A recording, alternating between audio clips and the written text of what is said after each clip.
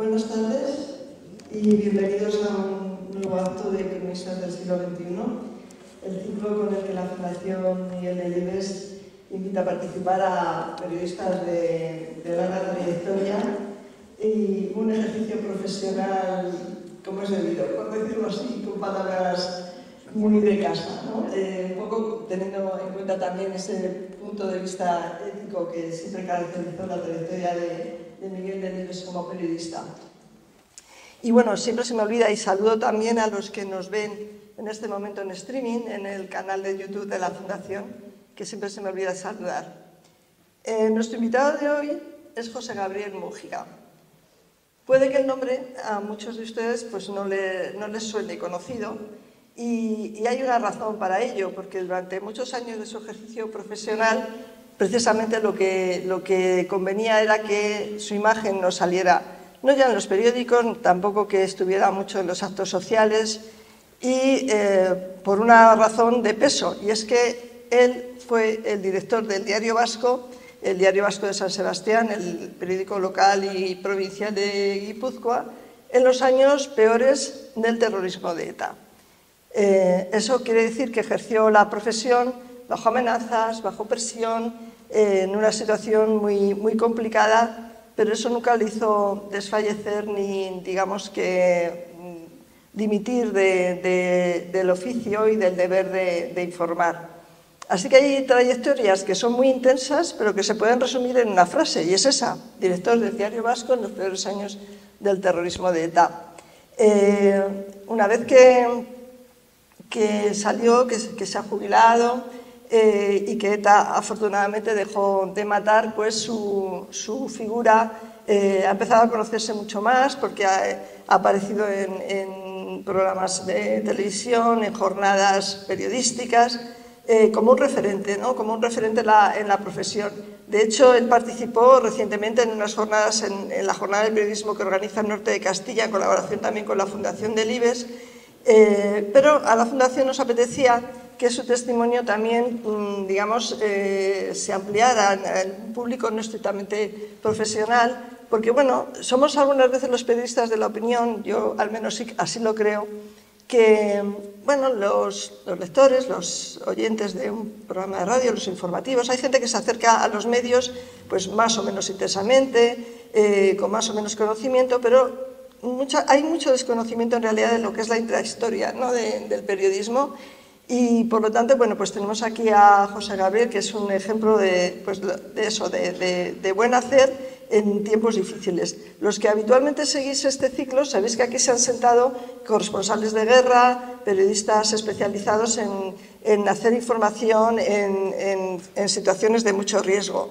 Y quizá no somos conscientes de que a veces esas situaciones de mucho riesgo y esas situaciones en las que los periodistas se juegan la vida, pues durante unos años estuvieron muy cerca de nosotros. Así que yo no puedo por menos que primero darte la bienvenida, José Gabriel, y agradecerte muchísimo que hayas aceptado la invitación de la Fundación.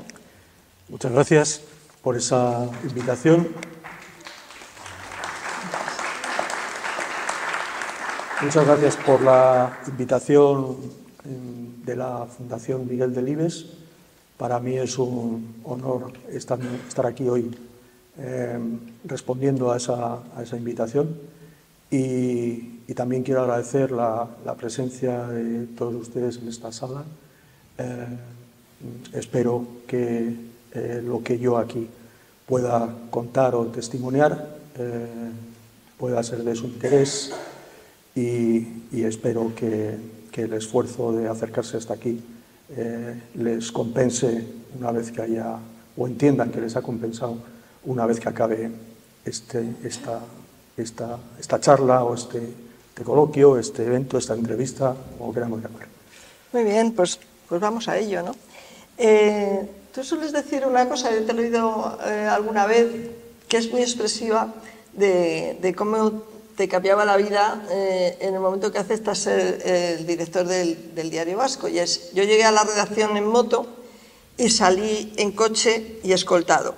Es decir, había ya el cambio radical de la situación. Pero fíjate, yo quería preguntarte por un momento anterior a ese, que es en el momento en que dices sí, que aceptas el cargo en esas condiciones, porque ya no es que te fuera a cambiar a ti la vida, cambiaba tu vida y la de tu familia. Tú tenías en ese momento, creo, 3 niños pequeños y bueno, sabías que efectivamente eso les iba a condicionar. O sea, ¿qué te motiva para decir, bueno, esto tengo que hacerlo y asumirlo y tirar para adelante? Estamos hablando de septiembre del año 1995. Efectivamente. Hay que rememorar un poco el contexto de aquel momento. Yo lo tengo evidentemente muy presente en la cabeza. En el año 1995, a comienzos de año, en enero, ETA oficializa su cambio de estrategia con el asesinato de Gregorio Ordóñez, concejal del Partido Popular de San Sebastián, amigo personal mío, porque éramos los dos compañeros de curso estudiando periodismo en la Universidad de Navarra y él estuvo 3 años viviendo en el piso en el que había 2 compañeros más junto conmigo. Aquel atentado de ETA fue el pistoletazo de salida y nunca más tristemente expresado ese término de iniciar una estrategia que entonces denominaba ETA en su producción escrita como socialización del sufrimiento. Hasta ese momento ETA se había caracterizado por asesinar a militares, a guardias civiles, a policías nacionales, a secuestrar empresarios para conseguir dinero y continuar con su estrategia. Pero a partir del momento en el que se produce el asesinato de Gregorio Ordóñez, ETA oficializa otra manera de radicalizar aún más su estrategia de crimen, colocando en la diana de sus objetivos a ciudadanos que se caractericen por ser o bien políticos, y normalmente, como pasó con Gregorio Ordóñez, adscritos a instituciones locales como los ayuntamientos, jueces, periodistas, personas del mundo de la universidad, todo aquel ciudadano que le resultase incómodo, ETA lo colocaba a partir de ese momento en la diana. Enero del 95. En abril, ETA intenta asesinar a José María Aznar, presidente entonces del Partido Popular, antes de que fuera elegido unos meses después presidente del gobierno, a ganar el PP las elecciones. Y en agosto ETA intentó asesinar al rey en Mallorca, no lo consiguió, con un comando al que ocuparon un fusil de mira telescópica, con el que pretendían asesinar al rey desde un edificio de apartamentos que estaba situado enfrente del lugar donde solía ir a coger el Fortuna en vacaciones. Y en septiembre el presidente del Consejo de Administración del Diario Vasco me propone a mí ser director del Diario Vasco. Yo en ese momento ya sabía que había habido contactos por parte de la empresa sondeando la posibilidad de incorporar a algún director de fuera. Yo entonces tenía solo 36, 37 años, un imberbe para ser todavía director de un periódico. Y yo también tuve información de que en algún caso pues, alguna persona que fue sondeada para incorporarse como director pues declinó hacerlo porque imaginaba la que venía. Yo dije que sí, no porque fuese más valiente que ningún otro. Dije que sí un poco inconscientemente, porque hay que ser un poco inconsciente para atreverse con eso. Si te lo piensas mucho o te lo piensas un poco, seguramente la respuesta es que no. Yo soy un ciudadano que ha nacido en San Sebastián, me considero vasco, tengo 36 apellidos vascos que yo conozca, y si conociera alguno más también seguirían siendo vascos. Yo tenía en aquel momento un compromiso cívico, personal y profesional como ciudadano respecto a lo que estaba sucediendo en aquella tierra, con una organización terrorista que pretendía por la fuerza sojuzgar la voluntad libre de los ciudadanos vascos. Y yo en aquel momento tomé la decisión instantánea de aceptar con una frase que me trajo luego alguna dificultad de entendimiento, y es que fue cuando me preguntan, bueno, hemos pensado que seas el próximo director del Diario Vasco, ¿aceptas? Mi respuesta fue, en principio no digo que no.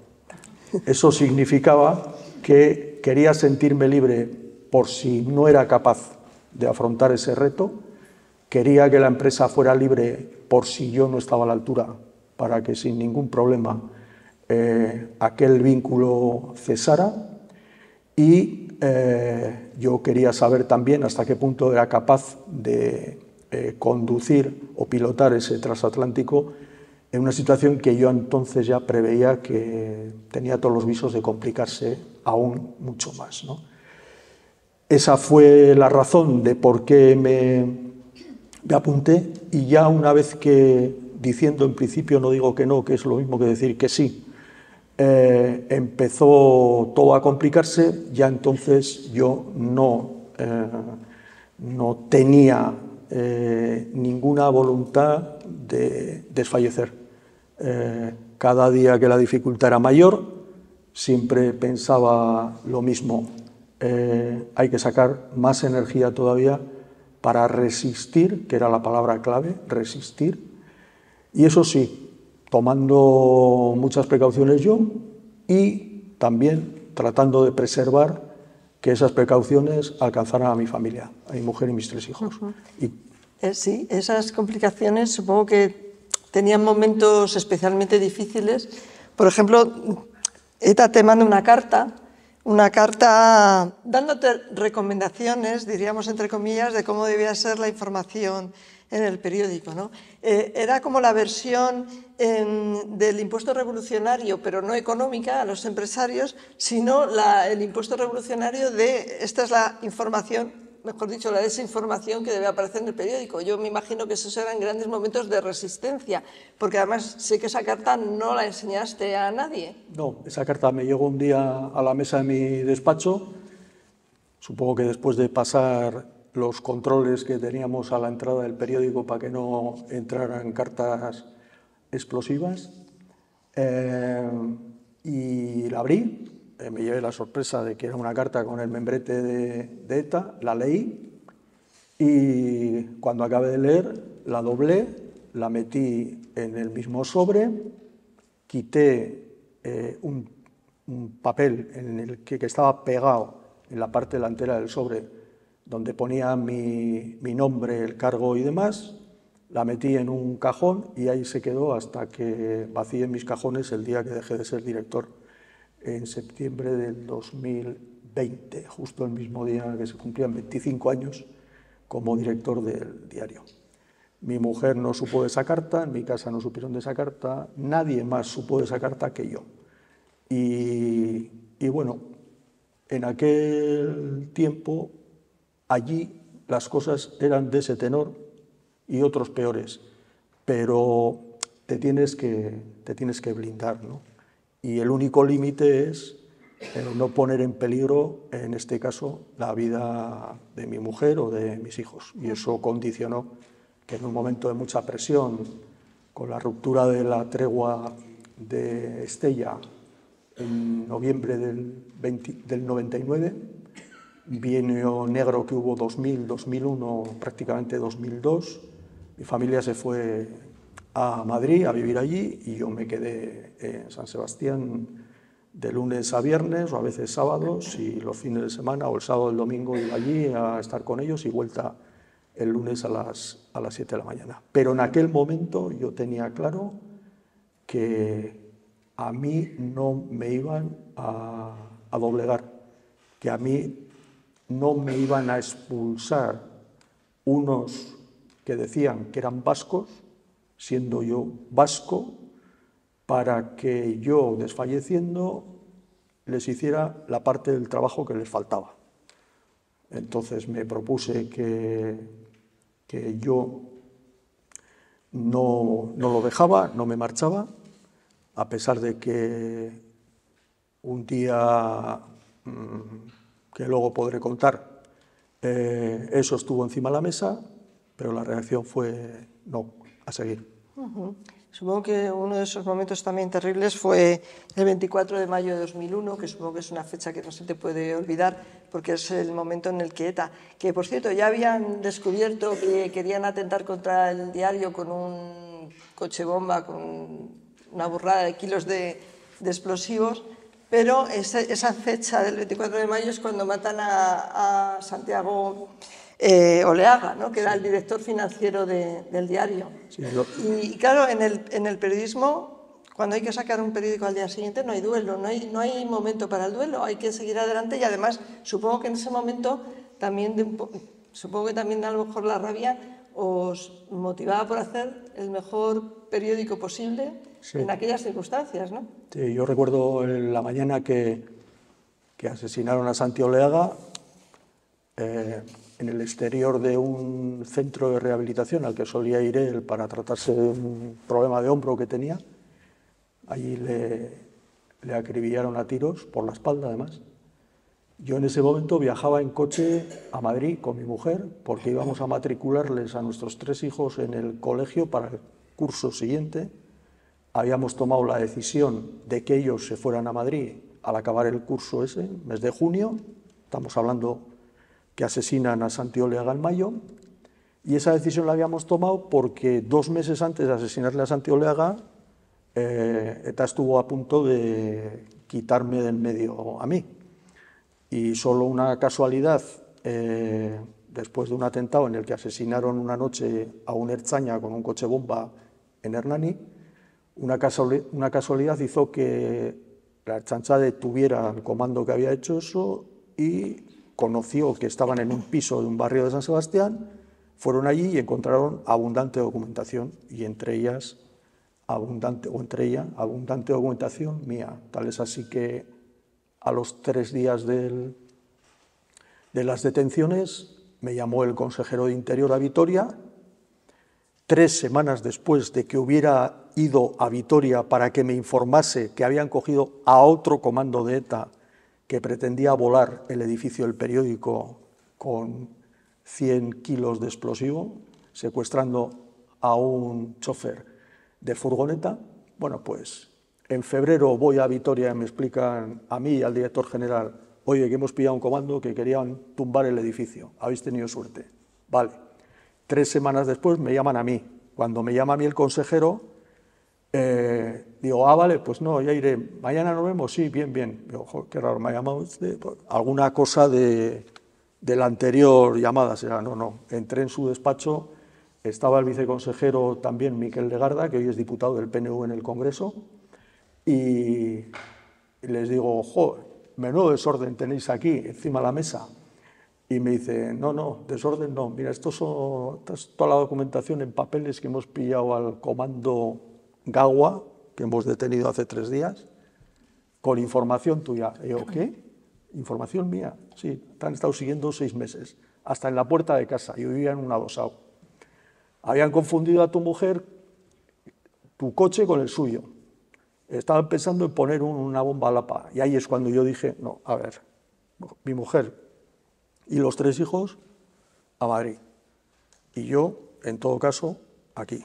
Y cuando salgo de Vitoria, le llamo al presidente del Consejo de Administración del periódico, José María Vergareche. Le digo, oye, y consejero delegado del Grupo Correo en ese momento. Oye, José, que he estado en Vitoria, tal, no sé qué, me han dicho esto, me voy para el periódico, que lo sepas. No vayas al periódico, vente a Bilbao, que estoy aquí. Y entonces voy de Vitoria a Bilbao en vez de ir de Vitoria a San Sebastián. Entro en su despacho y me dice, en el tiempo que has venido aquí, ya he tomado una decisión. Digo, ¿cuál? Tú te vas a Madrid con toda tu familia, te buscaremos allá cómodo y tal y cual, y no quiero, Dios. Digo, José, a ver, y el siguiente director, ¿a quién le vas a convencer para que se siente ahí si yo salgo de aquí? Sí, también tiene razón, pero claro, es que no puede ser, no, tal. Y en ese momento todavía no habían matado a Santi Oleaga. Le mataron 1 mes y medio después de eso. Y entonces llegamos a un pacto, José María Vergareche y yo. Mira, vamos a hacer como en los contratos de los deportistas de élite. vamos a firmar un contrato por un año.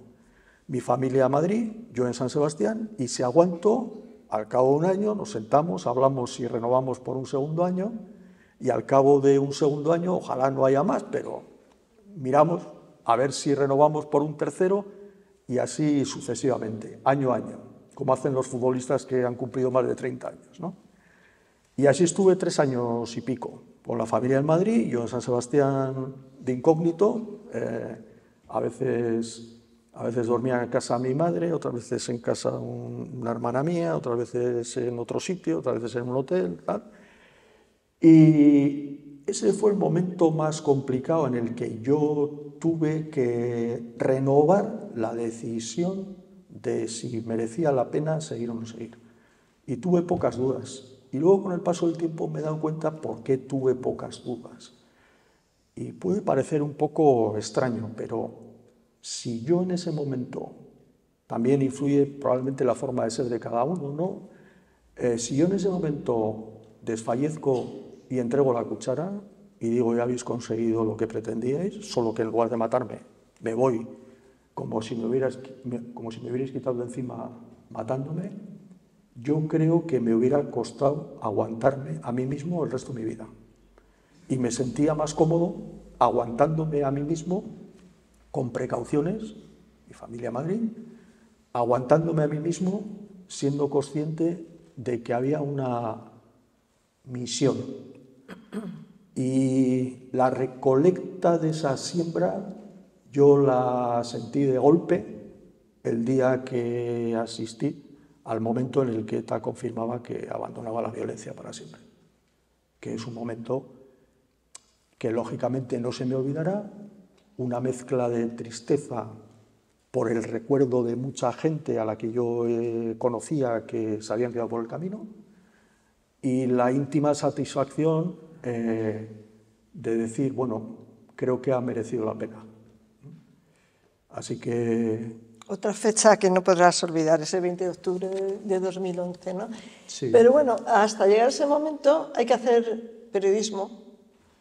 Y hay que hacer periodismo porque la vida continúa. O sea, la vida en el País Vasco tenía este componente terrible del terrorismo, pero también estaba la vida, digamos, normal alrededor. Y ese periodismo hay que hacerlo pienso yo, en dos niveles. Por una parte hay que informar todo el tema político, de todo ese tema, pero luego está la vida también.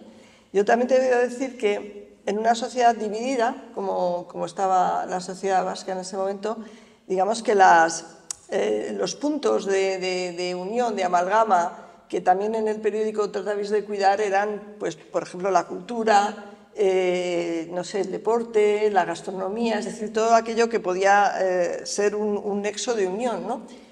Yo no sé, también es una lección ahora que siempre oímos decir lo de la sociedad polarizada y tal, si los medios a lo mejor maltratan áreas como la cultura, que puede ser un elemento de cohesión. ¿Cómo lo lleváis en el periódico? Es decir, esta especie de doble vía periodística, ¿no? Sí, para nosotros, en contraste con esta realidad que duró muchos años y que hacía que la cotidianeidad de la vida en el periódico fuera bastante irrespirable, las únicas herramientas que teníamos para que ese aire irrespirable dejara de serlo y pudiésemos recurrir a bombonas de oxígeno que lo purificaran, era poner la mirada en lo que pasaba más allá del ámbito político y en este caso también del ámbito vinculado al terrorismo de ETA, ¿no? Y era un esfuerzo por intentar buscar caminos que primero al periódico le permitiera tener una posición de interés ante sus lectores, ¿no? Y al mismo tiempo que el periódico fuera una herramienta de cohesión sobre cuestiones, sobre elementos, sobre ejemplos que no dividieran tanto como la propia política o el terrorismo estaban dividiendo, ¿no? Y ahí nos agarramos a que San Sebastián dentro del territorio de Guipúzcoa, pues es una ciudad bastante cosmopolita, de una tradición liberal muy importante, muy influida por Francia desde tiempo inmemorial.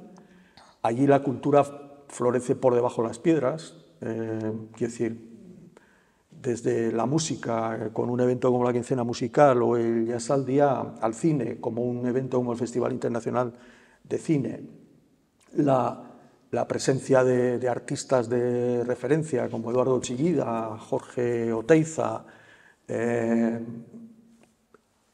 aquello era una oportunidad que no podíamos desaprovechar. Y entonces lo que hacíamos cotidianamente era poner el foco y el valor ahí, porque también la sociedad necesitaba salir de ese estado de ansiedad, de miedo, de tribulación en el que se encontraba cada vez que una noticia de un atentado, de un asesinato o tal, nos despertaba cualquier día, ¿no? El mundo del deporte, con una marca que unía a todo el mundo, era la Real Sociedad también,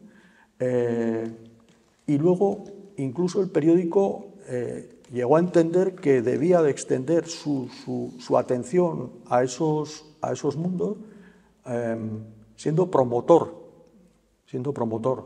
como organizador, pues por ejemplo, de la Vuelta Ciclista al País Vasco, de la Clásica Ciclista San Sebastián, pruebas internacionales de máximo nivel, el Congreso de Gastronómica, que ahora se ha convertido en una referencia en España y en buena parte del mundo gastronómico internacional. Ahí el Diario Vasco quiso consumir energía más allá de toda la energía en negativo que le consumía la atención a lo que estaba pasando en el ámbito político, en el ámbito de la violencia terrorista de ETA, ¿no? Y para mí fue un motivo de satisfacción comprobar, cuando yo ya dejé el periódico, que habíamos sido capaces de construir una empalizada que sirvió para que la sociedad en su conjunto viviera un poco más agradablemente, que el periódico como proyecto informativo pues fuera un proyecto, vamos a decir que triunfante. Al final, en un periódico, como en cualquier deporte, tú tratas de llevar hasta el límite una función social, que yo esa la he tenido muy clara, pero estás en una empresa que también te pide resultados, una empresa privada que te pide resultados, y tienes que atender esos resultados, ¿no? Y otra estrategia que yo llevé hasta el límite fue la de estar presente en todos y cada uno de los 88 municipios de los que se compone Guipúzcoa, con un corresponsal, aunque fuera grande, mediano, pequeño o muy pequeño, ¿no? Y eso nos dio una capilaridad y una profundidad en el territorio importante, ¿no? Yo creo que era como un milagro las cifras de difusión en las que se movía el periódico, que si a esas cifras de difusión les descontabas la población que teóricamente no era afín ideológicamente a los postulados que defendía el periódico, no salían las cuentas, ¿no? Salvo que esa población que a nosotros nos podía rechazar por razones ideológicas o políticas, etcétera, se acercaba al periódico también a consumirlo, pues porque dábamos la mejor información local, la mejor información cultural, la mejor información deportiva, etcétera, etcétera, etcétera, ¿no? Era una especie de hacerles pasar por el aro, aunque no quisieras. Porque cuando llegas a la redacción ya existía el tema del periodismo digital, pero no estaba tan en auge, y sobre todo el mundo, digamos, de las fake news, toda esta basura que también circula, o la pseudoinformación que circula en redes. Hubiera sido todavía mucho más difícil el trabajo. Tú ponte en aquel momento de gran tensión, si, digamos, el tema de redes hubiera estado como está ahora.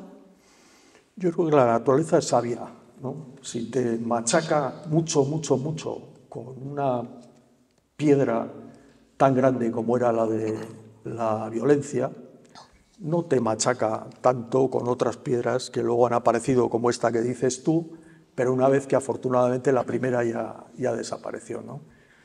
Yo creo que, bueno, ahí lo que ha sucedido en relación al periodismo o en relación al ejercicio profesional de los periodistas es que mientras la tecnología estaba adormecida, todo era más fácil. Se podían controlar las cosas, se podían verificar las cosas, se podía hacer periodismo verificado previamente.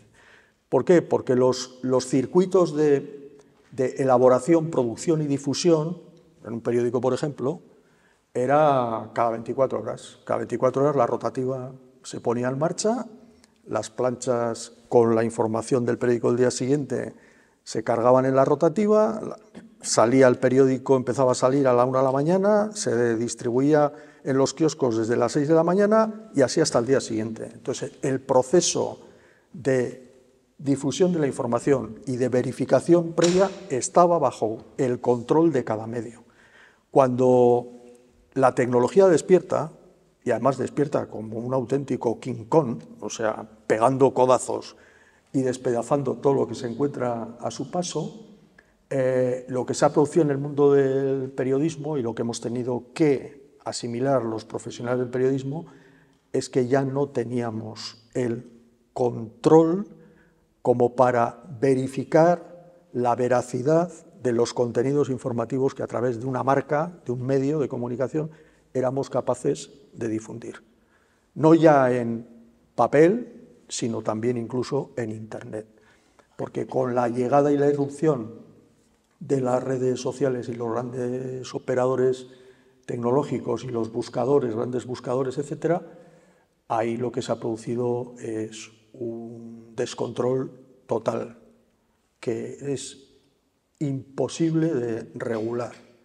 La confusión es, en este momento, yo me atrevería a decir que es máxima, pero tengo la sospecha de que algo va a hacer que todavía no sea máxima, pueda ser todavía más máxima. Y estoy mirando a la inteligencia artificial para hacer esa reflexión, ¿no? Entonces, ¿qué queda? Pues queda trabajar en eso que llamamos periodismo en minoría, porque la mayoría de los contenidos que se difunden, sean veraces o no, sean instantáneos o no, sean a través de este formato o de este otro, la mayoría está en un descontrol. Y solo aquellos profesionales que tenemos una cultura periodística y que podemos seguir desempeñando, hemos podido seguir desempeñando nuestra tarea periodística en medios de comunicación, vamos a decir, serios, estamos en condiciones de seguir garantizando a nuestras audiencias que lo que les vamos a ofrecer está suficientemente verificado y contrastado. ¿Nos tiene que importar que estemos en minoría? No. Nos tiene que importar que seamos capaces de hacerlo así o no. Y en la medida que seamos capaces de hacerlo, nosotros tenemos que tener la conciencia tranquila y esperar a que esto escampe, que acabará escampando. Al final la gente acabará, o una inmensa mayoría de gente, acabará distinguiendo hacia qué ruta a ninguna parte llevan unos modos y maneras de hacer las cosas y hacia qué ruta que es conocida, te gustará más o te gustará menos, pero es conocida y previsible, te lleva otra manera de hacer las cosas desde el periodismo. Claro, porque tecnología es aparte, los presupuestos del periodismo, la base del periodismo no cambia, que es informar con veracidad, con la mayor acercamiento a la verdad y contrastando la información y dando cabida, etcétera, etcétera. No sé cómo se te pone el cuerpo, a mí bastante mal, cuando se oyen pues determinadas frases en sede judicial del estilo, bueno, yo como soy periodista no tengo por qué decir la verdad, ¿no? Como ha pasado recientemente en un juicio muy mediático, o cuando en ese mismo juicio el testimonio de los periodistas, acogiéndose por supuesto al secreto profesional, ha sido completamente ignorado, ¿no? Con esa sensación de una falta de respeto hacia la profesión evidente, ¿no? El periodismo tiene que hacerse sin máscara. El periodismo tiene que ser reconocible, tiene que hacerse con transparencia y el receptor de cualquier trabajo periodístico tiene que ser capaz de reconocer quién ha hecho eso, conocer quién lo ha hecho, valorar y evaluar la credibilidad del medio donde ese periodista ha hecho ese trabajo o ha publicado ese trabajo. Creo que el periodismo tiene que ser un ejercicio profesional sin máscara. Y últimamente estamos asistiendo a un baile demasiado lleno de máscaras, de todo tipo y condición. Parece esto el Carnaval de Venecia. A veces la máscara es para enmascarar una mentira, a veces la máscara es para enmascarar una verdad a medias, a veces la máscara es para enmascarar un contenido que puede ser veraz, pero que está hecho con una intención que no es limpia. Hay muchas máscaras y creo que el periodismo tiene que ser fundamentalmente un ejercicio profesional desprovisto de máscaras. Y en ese sentido yo apelo primero a la conciencia profesional del periodista y luego a la ética del medio de comunicación que asume la responsabilidad a través de su canal de transmitir determinada información, ¿no? Y aquí veo un problema gravísimo, es que la tecnología ha despertado como un King Kong y la capacidad de normar y legislar para contener ese desmadre va muy por detrás. Esto se parece mucho a lo que sucede en el deporte de alta competición con el dopaje y el antidopaje. El dopaje va muy por delante de los controles de antidopaje capaces de detectar si ha habido dopaje o no, y eso es lo que nos está pasando. Lo que más me preocupa es la consecuencia que yo observo, que creo que está íntimamente ligada, aunque todavía se pueda ver con demasiada bruma, y es que los regímenes políticos democráticos están sufriendo una erosión en sus cimientos precisamente por este desmadre que yo estoy tratando de explicar, ¿no? Porque es muy difícil, además, y no sé si en eso estamos fallando los periodistas y los profesionales, digamos, serios, sí, en dar al público las herramientas necesarias para distinguir cuando le están dando, ¿no?, una mentira como verdad, y además ahora sin ningún pudor, porque se replican sin da igual los datos, parece que es que no importa, ¿no? Entonces yo no sé, porque me lo pregunto muchas veces, porque igual te pasa a ti, se te acerca la gente, bueno, es que yo no sé a quién creer, porque lees en un sitio una cosa, la contraria en otra, etcétera, etcétera. Y siempre se me queda esa pregunta, ¿no? ¿Qué estamos haciendo mal para que la gente no tenga las herramientas precisas para distinguir? A ver, hay un eje que hay que atender, a mi juicio, siempre, y además con alta intensidad, que es el eje veracidad, no veracidad, ¿no? Ese es un eje al que hay que prestarle atención permanentemente. Pero hay otro eje en el que la sociedad se va posicionando progresivamente, que es el eje informar o informarse, entretener o entretenerse. Buena parte del problema que estamos teniendo al compás de ese despertar desordenado y caótico al que nos ha llevado el avance tecnológico, buena parte del problema que tenemos es que ese despertar ha generado un planeta de entretenimiento consumible por las audiencias y no de información veraz, información auténtica, información seria, información que por seria puede ser aburrida a esas mismas audiencias. Y eso está generando, a mi juicio, en las sociedades libres, en las sociedades democráticas, en las sociedades occidentales, porque las que no lo son, de eso podemos hablar luego un rato, de los autócratas y demás, ¿no? Pero en las sociedades libres está generando una pulsión muy peligrosa. La gente consume lo que le entretiene, no consume lo que le informa y le forma. Y claro, cada vez el nivel de información y formación de la ciudadanía en general, y estoy generalizando y sé que es peligroso, pero por entendernos, cada vez el volumen de información a disposición de la ciudadanía en general es menor y la de entretenimiento es mayor. Y cuando empiezas a transitar por el camino del entretenimiento, no hay límites, porque hoy te entretiene como al que le gusta beber compulsivamente, hoy te conformas con un whisky, pero dentro de no sé cuánto tiempo te vas a beber la botella entera y dentro de no sé cuánto tiempo te vas a beber 3 botellas en un día, etcétera, etcétera. Es decir, no hay límites. Y entonces, cada vez va cobrando más espacio en la sociedad, más atención social, todo lo que es más entretenido, y a veces todo lo que es más entretenido es lo chirene, es lo que no tiene ni pies ni cabeza, etcétera, etcétera, etcétera, y vídeos que hace uno en TikTok y luego otro que saca fotos de no sé qué en Instagram y tal, vale, bien, pero es que si encima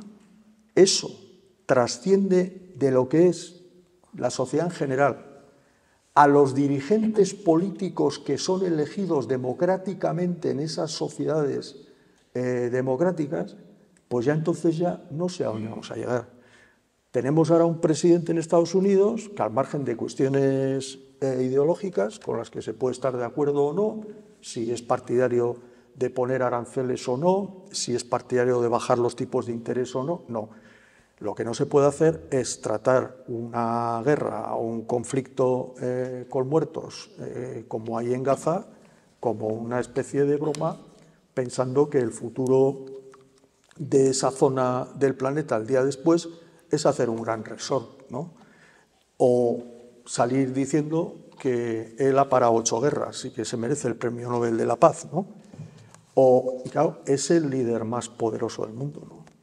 Entonces, y cada boutade que suelta un día es seguida compulsivamente por todos los medios sin ningún tipo de filtro e incluso hasta animando a ver si la siguiente es mayor porque entretiene, y como lo que entretiene gusta y se consume, pues ya tenemos el lío montado. Como lo que no entretiene y exige igual un esfuerzo o un contraste de pareceres o un pensamiento más crítico y tal, eso no entretiene, pues entonces ya la hemos liado.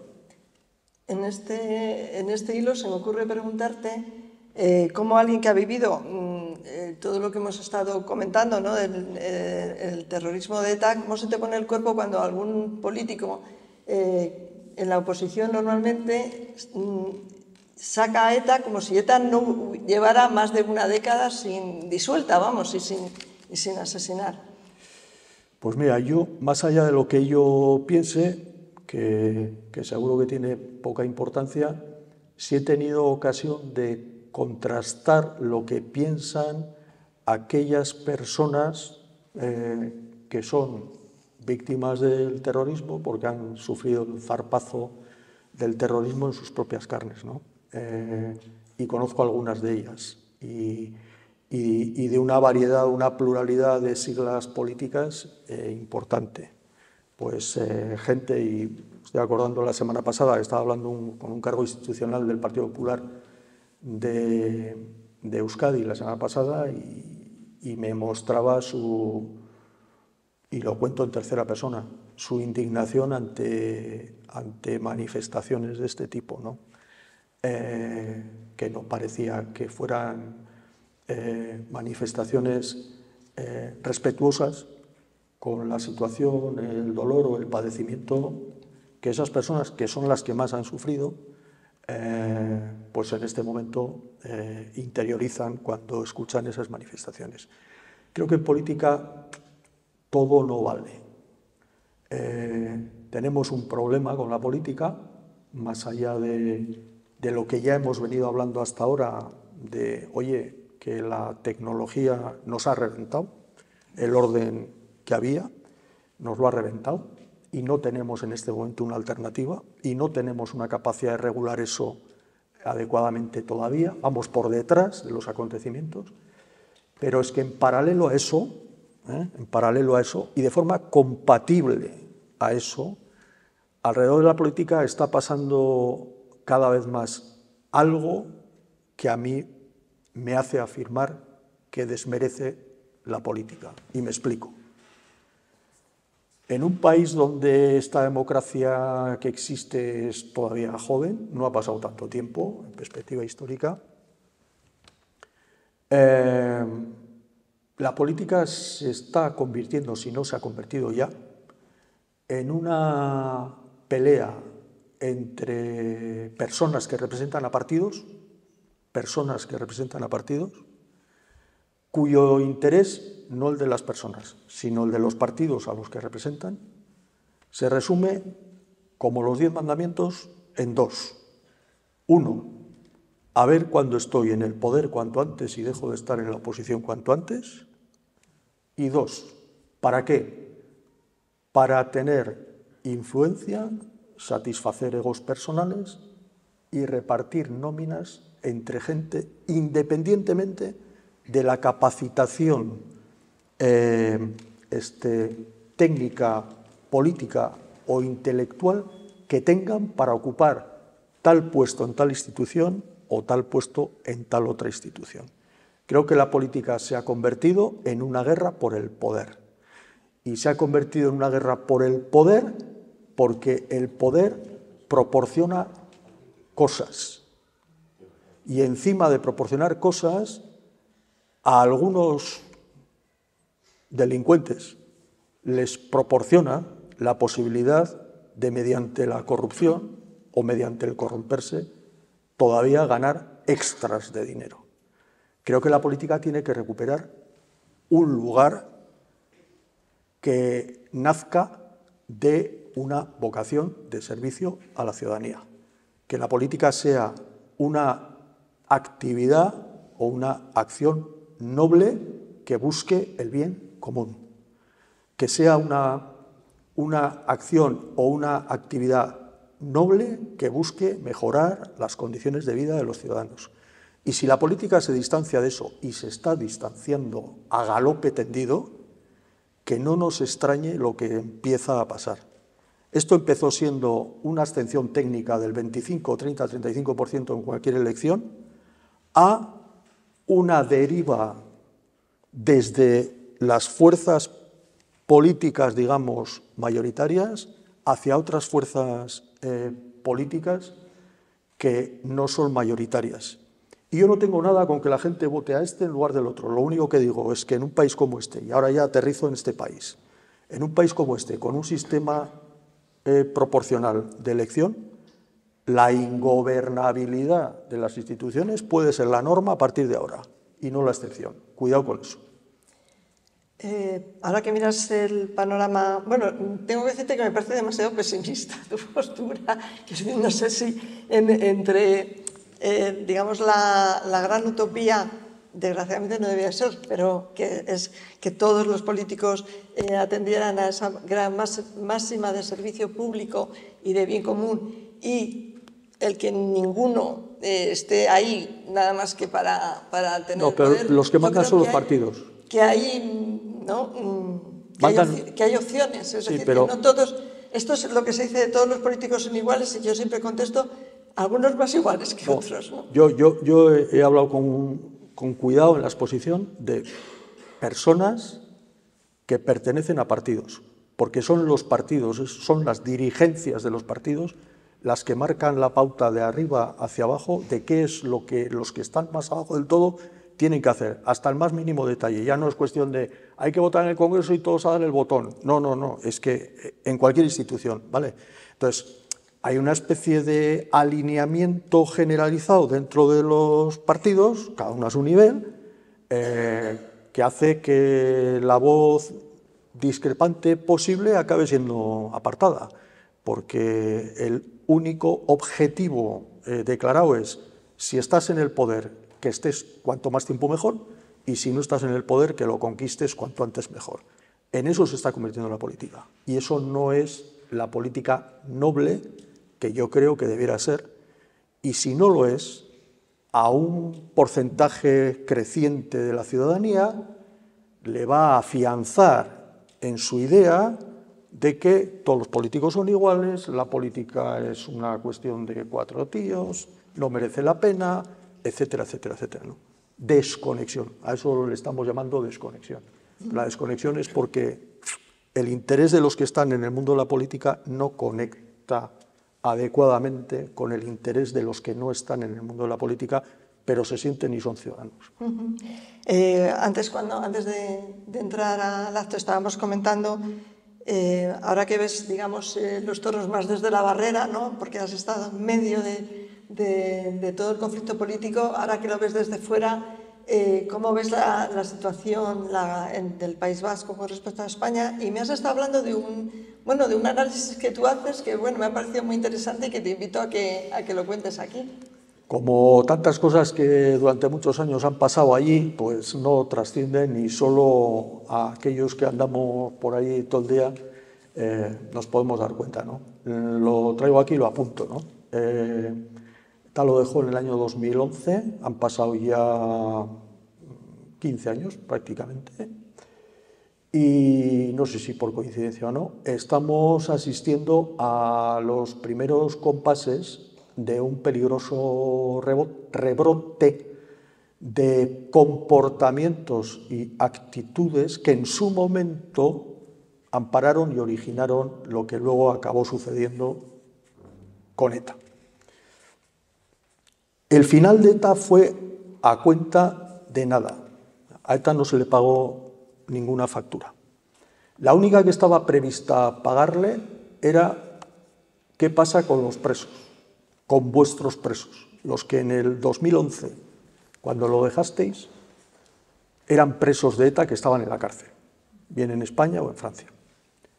Y la promesa vaga que a ETA se le dio cuando ya no tenía ETA otra salida que abandonar las armas, y fundamentalmente porque los primeros interesados eran la parte política de ETA, en este caso EH Bildu, que a ETA le transmitió, oye, si no lo dejáis, nosotros políticamente morimos, con lo cual id pensando en dejarlo, ¿vale?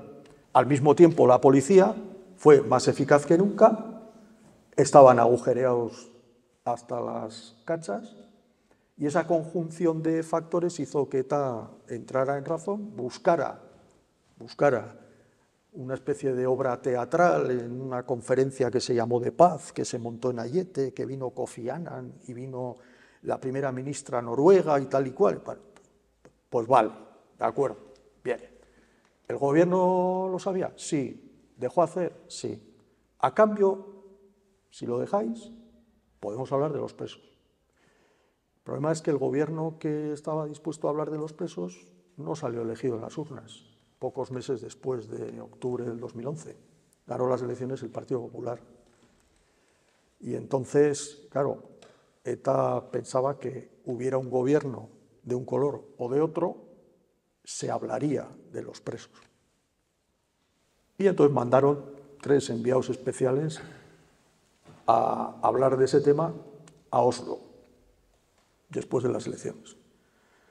Cuando se produce la victoria del Partido Popular, pues hasta ese momento presidente Zapatero habla con el que iba a ser nuevo presidente Rajoy y le dice, oye, no hay nada a cambio, esto lo han dejado, ETA lo dejó poquitas semanas antes de las elecciones, lo han dejado a cambio de nada, salvo que, bueno, pues ya como lo único que les va a quedar son los presos, pues se trataría de hablar con ellos para ver en qué casos, delitos de sangre, no delitos de sangre, no sé qué, progresiones de grado, acercamiento de presos y tal. Y entonces van a mandar a Oslo allí unos negociadores. Entonces Rajoy le dijo a Zapatero, pues cuéntaselo al ministro del Interior, Jorge Fernández Díaz. Entonces Zapatero fue donde Jorge Fernández Díaz y se lo contó. Y Jorge Fernández Díaz le dijo, a ver, tomo nota y tal. ¿Qué hizo Jorge Fernández Díaz? Le llamó otra vez a Rajoy. Oye, que me cuenta qué tal, que no sé qué hacemos? La decisión del gobierno del Partido Popular fue, nosotros no nos damos por enterados, nosotros no hemos hablado de ese tema, nosotros, si ETA lo ha dejado, y punto, y no se hable más. Y eso es lo que pasó.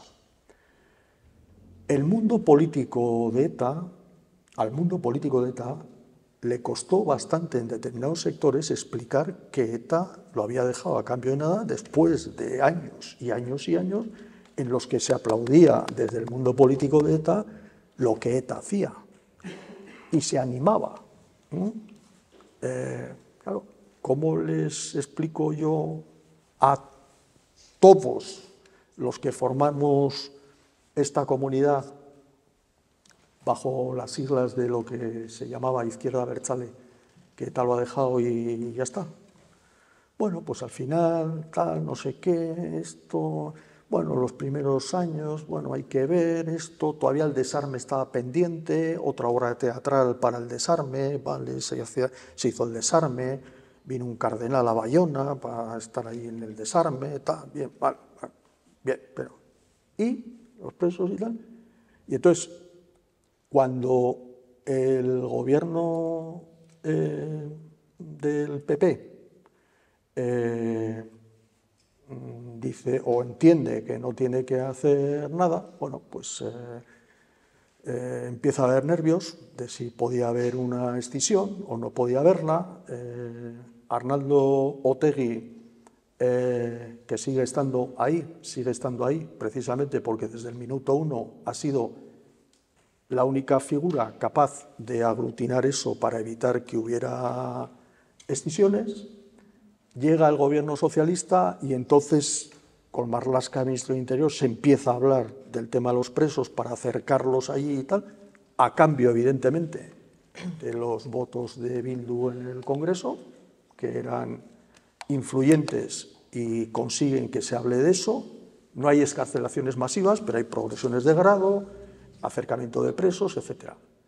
Bien, pero a pesar de todo, a día de hoy, estamos asistiendo a una cuestión que es preocupante. Uno, en la facción juvenil de ese mundo se ha producido ya una escisión. Hay las juventudes de Bildu, se llaman Ernai, tranquilos que no hace falta conocerlo tan a fondo, se llaman Ernai, pues ha tenido una escisión de otra facción más radical que se llama GKS. Y estos de GKS son menos nacionalistas y son más leninistas. Y los de Ernai son más nacionalistas y menos leninistas. Esto es la historia de la escisión de ETA en los tiempos de los 70, que se dividió entre ETA político-militar, ETA séptima asamblea, sexta asamblea, etc. Vale, vuelve la historia aquí. ¿Qué pasa? Que ha empezado el mundo ese juvenil más radicalizado a quemar contenedores, a hacer pintadas, a poner pancartas en no sé qué sitio amenazantes, etcétera, etcétera, etcétera. ¿Qué hacen los de las juventudes oficiales de Bildu? Claro, es que estos no nos pueden ganar, algo tendremos que hacer. Pues vamos a hacer también nuestras pintaditas, vamos a hacer nuestras retiradas de la bandera de España de la Casa de Juntas de Guernica. Todo esto que os estoy contando son cosas que están pasando desde verano de este año hasta ahora. Y ya ha empezado el pil-pil, seguro que lo veréis ahora en estas próximas semanas, meses, el pil-pil de que el Endacari Pradales o el PNV le exige a Bildu que se posicione claramente en contra de esos brotes de violencia otra vez y que condene tal, no sé qué. Y el otro día un portavoz del grupo principal de Bildu en una entrevista radiofónica dijo no, que lo que había pasado en no sé qué sitio el fin de semana pasado no era de Ernai, que es el nombre de sus juventudes, sino de Ernai de Bilbao. Bien, en definitiva, estamos asistiendo a un inicio de pil-pil que esperemos que se quede ahí, porque la policía esté atenta y lo pueda cortar, y que en cualquier caso, de cara a la política vasca, va a convertirse en una especie de partido de ping-pong entre Bildu, que va a estar un poquito contra las cuerdas, porque no se atreve a posicionarse claramente y tal, porque claro, son de la misma familia, pero mal avenidos, y el resto de fuerzas políticas que van a aprovechar la coyuntura para coger y decir, una cosa es que no hayáis abdicado de ETA, que no lo habéis hecho en serio nunca desde que lo dejó, pero es que encima si ahora empieza a pasar esto y también os ponéis de perfil, ya vale, ¿no? Entonces, vamos a asistir a eso, simplemente que lo sepáis. Bueno, ha llegado ya cumplidamente el tiempo en el que solemos dejar un espacio para vuestras preguntas, que no sé si hay. Sí, Celso y después atrás. De todas maneras, yo me refería más a lo que me has contado de la posible encaje del País Vasco y Cataluña. Ah, vale. Bueno, no sé. Vale. Hola, buenas. Hace poco tuve una charla con Orejas, el ministro del Partido Popular. Me dijo que le conté una pregunta y me contestó que ETA se fundó porque un hombre entró en una librería, compró un libro que era comunista y que le dio la luz y ahí se formó ETA. ¿Está de acuerdo con eso? Gracias.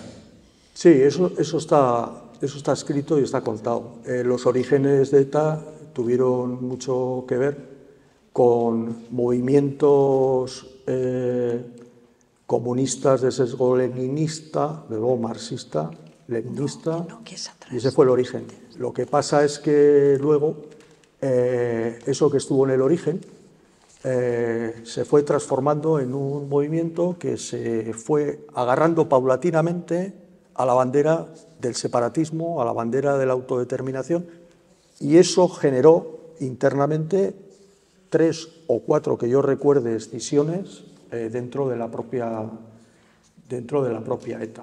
Pero es verdad que el origen intelectual, además, escrito por una persona que se dedicó a teorizar en aquel momento sobre esto, un apellido alemán, Federico Krutwig, está precisamente en lo que acabas de decir. Sí.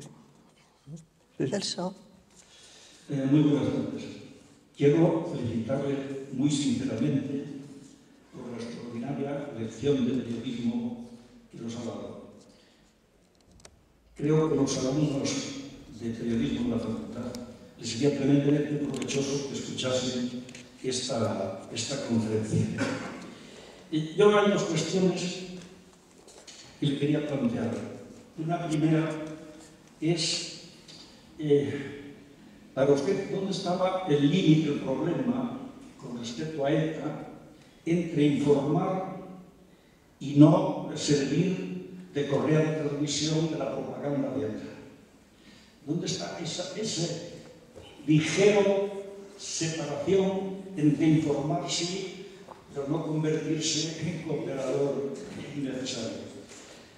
La segunda cuestión, que afecta a todo el periodismo y a la evolución, que lo ha expresado magníficamente, para mí es la evolución del control de los medios a lo largo de la historia al caos no digo informativo, sino comunicacional. Porque realmente las redes sociales no informan, hacen otra cosa. La información es una cosa mucho más seria. Y yo creo que ha puesto el dedo totalmente en la llaga, en cuanto que somos consumidores realmente y nos gusta o no nos gusta y no nos interesa informarnos, sino que nos halaguen en nuestras ideologías previas, en nuestros intereses previos, es decir, recibir un catecismo tradicional del padre Ascete y Ripalda en otros caminos. El problema que yo veo, que teóricamente es muy fácil, teóricamente, la crisis que están sufriendo las empresas de comunicación, las razones son muy variadas, pero fundamentalmente es la irrupción definitiva de Internet y de los medios de comunicación, las empresas que están sufriendo tremendamente, es muy fácil y casi es dejarse seguir por el sensacionalismo, por la ley de las especies picantes, ir dando un poco más para ampliar los consumidores, etcétera, etcétera. Entonces, la veracidad informativa del artículo 20, etcétera, pues va quedando un poco relegada a la época de crisis, a ver si salimos adelante. Para mí, ese es el gran dilema con el que nos encontramos y yo realmente no le veo solución. Desde luego, solución fácil. ¿Cuál es su opinión? Primero, no ser portavoz de ETA y sobre todo lo otro que es mucho más complejo, evidente. Muchas gracias y enhorabuena. Muchas gracias a usted por sus palabras y trato de responder a las dos preguntas. La primera, es un debate que aparece encima de la mesa desde el momento que tienes que gestionar desde un medio de comunicación, informativamente hablando, el horror del terrorismo que sesga vidas, amenaza a personas, extorsiona y mata. Yo la reflexión que siempre he tenido presente como más importante y sin ser o sin intentar ser doctrinario, es decir, puedo estar equivocado, puedo no estar en posesión de la verdad, pero la que me ha servido para conducirme ha sido en una tierra como aquella, donde el horror del terrorismo de ETA se vivía in situ, cualquier acción desde el periodismo, desde el medio de comunicación, tendente a minimizar eso, creo que iría contra el objetivo de que la concienciación social sobre ese horror fuera cada vez mayor. Es decir, en algún momento la sociedad vasca tenía que sacudirse el miedo para convertirse en un agente activo contra lo que ETA estaba pretendiendo. Y para mí esa palabra se resumía en un término que era concienciación. Ya que eso estaba pasando y no se podía evitar porque informaras más o informaras menos, que la gente tome conciencia de ese horror para ver si en una sociedad atenazada por el miedo es posible que ese horror posibilite que esa sociedad se desencadene de ese miedo y pueda convertirse en un agente activo en contra de ese horror, ¿no? Puede haber otras opciones, otras interpretaciones. Yo siempre me quedé con esta porque me parecía la más sensata, allí. Otra cosa es que si yo fuera el Wall Street Journal o el New York Times o el Boston Globe o Le Monde, pensara lo mismo o no pensara lo mismo, porque yo no estaba en medio de una comunidad que si reaccionaba o no reaccionaba no daba igual, ¿vale? Y contestando a la segunda, el problema que tú pones encima de la mesa, el de la capacidad de los medios para subsistir,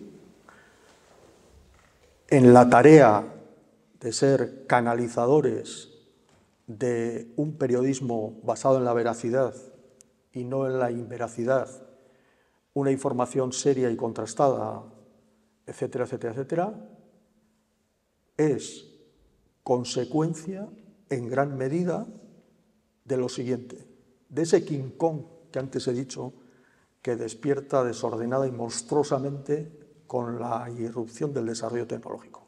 Mira, el desarrollo tecnológico ha propiciado dos cosas en relación a los medios de comunicación y su viabilidad y sostenibilidad económica. Una, que los editores, desde un primer momento, pensaron que poniendo gratis en Internet, en sus webs digitales, el contenido por el cual, si iba en papel, los lectores pagaban, sería el mejor negocio de los posibles en Internet, porque el modelo de negocio se parecería al de la televisión en abierto, al de la radio en abierto. Cuantas más audiencias tenga, más publicidad vendrá. ¿Qué se ha visto con el paso del tiempo? Pues que los dos grandes brazos de ingresos que tiene un medio de comunicación son el precio de portada por lo que pagas. En el caso de Internet, algunos apuestan por suscripciones digitales, pero tirando el precio, porque si no la gente no se suscribe. Tiene otras alternativas gratis, no de información, quizá de entretenimiento, pero da igual, da igual. Entonces, el brazo, digamos, de los ingresos por precio de venta, por la irrupción de lo digital, caen en picado. Y la publicidad está desapareciendo. ¿Por qué? Porque se la llevan los grandes operadores. Se lo lleva Google, se lo lleva YouTube, se lo lleva TikTok, se los lleva Instagram, se los lleva todo el mundo menos los medios de comunicación. ¿Y eso por qué es? Porque, como he dicho antes, aquí estamos todavía en la pelea entre el dopaje y el antidopaje. No hay regulación, no hay regulación. Y pongo dos ejemplos. Yo, como director del periódico, respondía de todos los contenidos del periódico cotidianamente ante la ley, ante el Código Penal.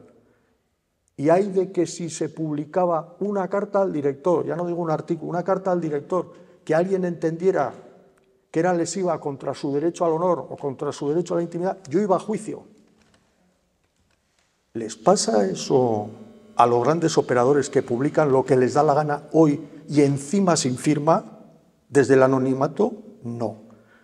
Eso es una verbena que en algún momento tendrá que acabar, porque es que si no, no va a ser posible avanzar o progresar en sociedades libres con un poco de sensatez y sentido común. Eso es un ejemplo. Y el otro ejemplo es que al final, hoy, una persona, eso que se llama influencer, a base de hacer mini vídeos cotidianos y publicarlos en Instagram, por ejemplo, o en TikTok, se hace de oro porque la publicidad va donde está esa persona. ¿Por qué esa persona está haciendo información? No, está haciendo entretenimiento. Y en muchos casos un entretenimiento chirene, pero se está forrando. ¿Con qué dinero? Con el de la publicidad, que desaparece de los medios convencionales. ¿Como consecuencia de qué? El King Kong tecnológico, que en un momento determinado despierta como un monstruo y está arrasando con todo. Ese es un problema que tienen las sociedades desarrolladas, que hoy por hoy, y ya lo siento, Angélica, a mí no me hacen ser nada optimista. Y voy a explicar por qué. Porque, mira, si nuestra generación no podemos con eso, si la siguiente a la nuestra, 15 años más joven, tampoco puede con eso, pongamos todos los huevos en la cesta de la esperanza en las generaciones más jóvenes. ¿Y en qué están las generaciones más jóvenes? ¿En informarse o en entretenerse? ¿En formarse o en divertirse? En general, hablo en general, hay de todo, en general, preocupantemente en general. Pues yo creo más lo segundo que lo primero. Por eso no soy tan optimista respecto a lo que estamos aquí hablando. No vamos a terminar hacia abajo, es broma, ¿eh? Yo también soy muy pesimista, o una realista bien informada, como se suele decir. Fernando quería preguntar, con permiso del círculo que nos acoge, estamos un poquito fuera de tiempo, pero bueno, yo creo que sí que hay para no estropearle a Angélica la noche. Luego al final, si me dejáis, haré 2 apuntes positivos. Como sociedad. Bien.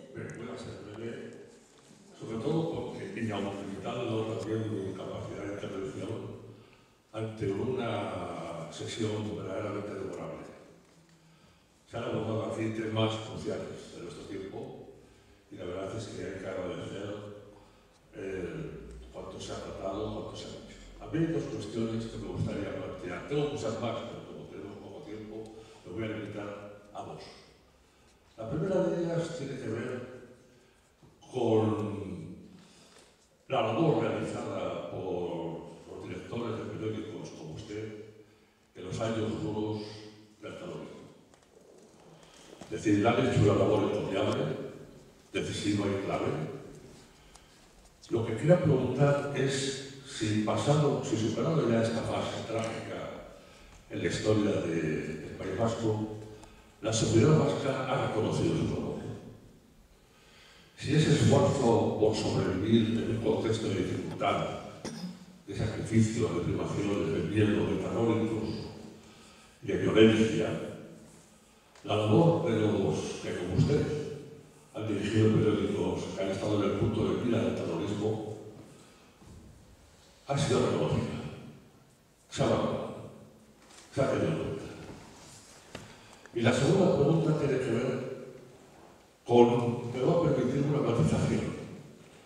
Ha puesto usted especial énfasis en el concepto de entretenimiento como de alguna forma la idea predominante en estos momentos en el programa periodístico y mediático.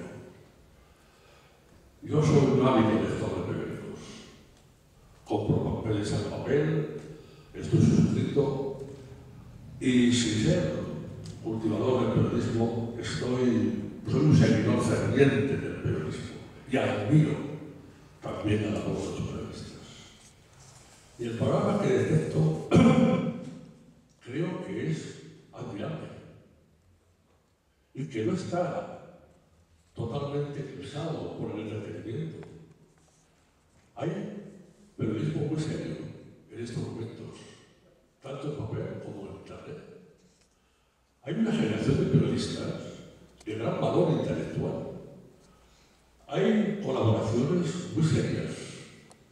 Hay debates también muy solventes en internet. Hay cartas al director que son verdaderamente encomiables. Lo que quiero decir es que el entretenimiento puede que exista, pero yo creo que el periodismo en estos momentos también está de alguna forma haciendo uso, yo creo que de uso positivo, de las posibilidades que derivan de la innovación tecnológica y las tecnologías aplicadas al desarrollo de la información y de la comunicación. La oferta de que disponemos es inmensa. Es enorme. Nunca hemos tenido una oferta tan amplia, tan numerosa, tan susceptible de elegir, con la conciencia de saber elegir. Quizá a lo que estamos asistiendo es a un cambio generacional. Gente de mi generación sigue siendo fiel al periodismo de toda la vida, aunque no es indiferente a las posibilidades que permiten las nuevas tecnologías. Quizá lo que se produce, como en tantas otras cosas, es un cambio generacional y quizá las nuevas generaciones se decantan más hacia ese enfoque de entretenimiento, de banalización, de esos alternativos, de mentiras, de informaciones no correctas, pero yo creo que en el conjunto del panorama periodístico yo observo que pervive todavía la seriedad y que ofrece al lector y a quien quiere informarse opciones que satisfacen no solamente su curiosidad, sino también su deseo de informarse con solvencia. Muchas gracias por su interés y por las preguntas magníficas de Angélica Nadal. Gracias a usted.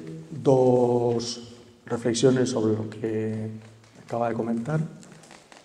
Respecto a esta segunda, yo coincido con la afirmación suya en la que ha puesto el foco en el periodismo como emisor de contenidos veraces, serios, contrastados, interesantes desde el punto de vista informativo, formativos, etc.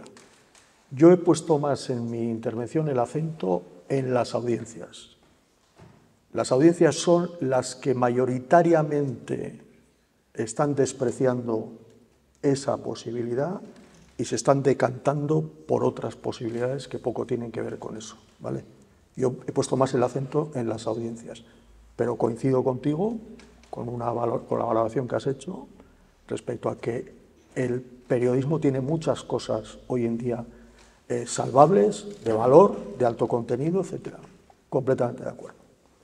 Y respecto a la primera de las reflexiones, La sociedad vasca en su conjunto, la sociedad guipuzcoana en su conjunto, la sociedad en general, allí en el País Vasco, ha reconocido, ha sabido reconocer, etcétera, etcétera, etcétera. A ver, depende de dónde pongamos el umbral, ¿no? ¿Ha habido premios? No. Los premios se siguen dando a los mejores cocineros, a los mejores deportistas, a los mejores actores, a los mejores cantantes, a las mejores cantantes. Bien, vale. Personas como yo lo vivimos con una cierta frustración. No. No, porque cuando pasaba lo que pasaba, la sociedad vasca estaba atenazada y encadenada por el miedo. Yo alguna vez lo he dicho, yo soy muy respetuoso con el miedo. No es un problema de cobardía. El miedo no es un problema de cobardía. El miedo es libre y se tiene o no se tiene. Y cuando se tiene miedo, pues uno renuncia a hacer determinadas cosas y hay que ser respetuoso con eso. A mí no me gusta hablar de cobardía, me gusta hablar de miedo. Y es muy humano el miedo. Lo que hay en la sociedad vasca, de forma no declarada, pero sí detectable, es que en su conjunto, por la suma de individualidades, sale una media en su conjunto de ciudadanía que en el fondo se da cuenta de que quizá por ese miedo estuvo demasiado atenazada, no fue todo lo empática que debería haber sido, no se puso tan en primera línea de combate como a lo mejor debería haberlo hecho, y eso, como media, ha generado un sentimiento silencioso, íntimo, los vascos somos muy íntimos, de reconocer que eso ha sido así, jo, qué pena, pero bueno, oye, si llega el caso y se puede hablar de eso en confianza y tal y cual, pues ya reaccionaré y ya te diré, joder, pues oye, ya lo siento, y eso es mucho. Sí, Germán. Solo un minuto, un segundo. En esos años, perdón, solo una pregunta Sí. cortísima y de Vale. respuesta muy concreta. En esos años duros, ¿cómo se comportó el periódico en cuanto a tirada? ¿Mejoró la tirada del periódico? Pues ¿Se mantuvo? es triste decirlo, pero batió récords. Muy Es triste decirlo. Para mí me resulta triste porque hay una palanca que animaba eso, que era lo que había pasado. Bueno, y antes de marcharnos, ese apunte positivo que has prometido. Sí, dos apuntes en positivo. Yo creo que España, con el horizonte puesto, a veces hay que ponerse horizontes. En el año 2028, y diréis, ¿por qué 2028? Pues se cumplen 50 años de régimen constitucional. Debería proponerse, y esta es una idea personal mía, cerrar el ciclo que arrancó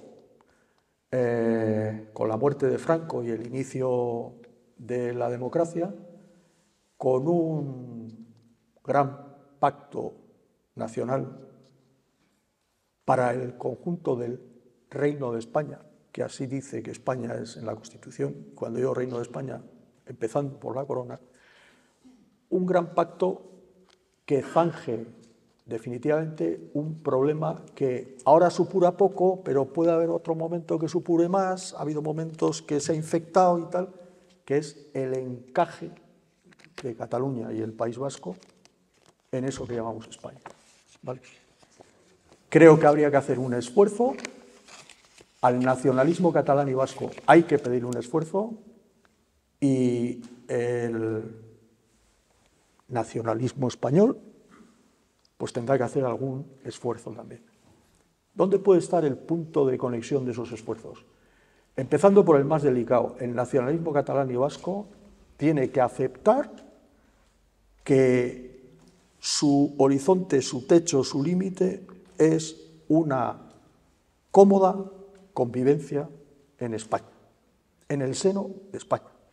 Y el nacionalismo español tendrá que reconocer las peculiaridades de esas dos regiones, y no nombro a Galicia porque Galicia con los años se ha ido quedando en la posición en la que está ahora, lo mismo que la Constitución reconoció que había autonomías del 151 y del 143, y ninguna desmerece a ninguna otra, pero sí creo que el nacionalismo español, o el Estado en su conjunto, debería de, si hay un compromiso de los nacionalismos catalanes y vascos de, oye, mira, que me quedo en España, ahora vamos a ver en qué condiciones cómodas, ¿vale? Pues mira, eso se le llama concertación política, concertación económica.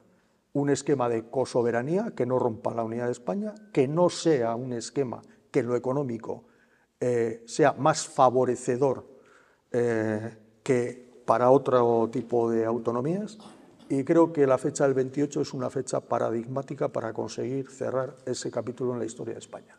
Lo dejo ahí. Y segundo, no tiene nada que ver con la política, no tiene nada que ver con la política. Que no se nos pierda de vista que el futuro en el mundo tendrá o mantendrá como eje fundamental quién tiene más energía, mejor energía, para ser un país capaz de progresar más y mejor. España es un país que, mirado en el mundo, tiene una oportunidad de ser un país puntero en energías renovables, eólica, marina, terrestre y solar, que creo que si se hacen las cosas bien en este país, le puede colocar en la punta de lanza de los países desarrollados. Atentos a eso, a ver si eso es posible hacerlo bien. ¿Usted cuenta lo bien que suena este discurso? Sí. En estos momentos. Lo bien que suena y la necesidad que tenemos de ese tipo de discurso. Se necesitan en la política personas, antes se decía estadistas, con visión de largo alcance, porque solo la fijación de objetivos de largo alcance puede permitir progresar y avanzar a las sociedades. Pues eso se inventó con Moisés y el pueblo judío y las tablas de la ley. Bueno, pues ahora se necesita pues, Moisés. Con un mensaje positivo, como nos gusta acabar estas sesiones, te daba las gracias antes de empezar y ahora te las doy doblemente por esta interesante y fructífera charla. Y a todos ustedes, como siempre, por asistir. Muchas gracias. Muchas gracias, Angélica.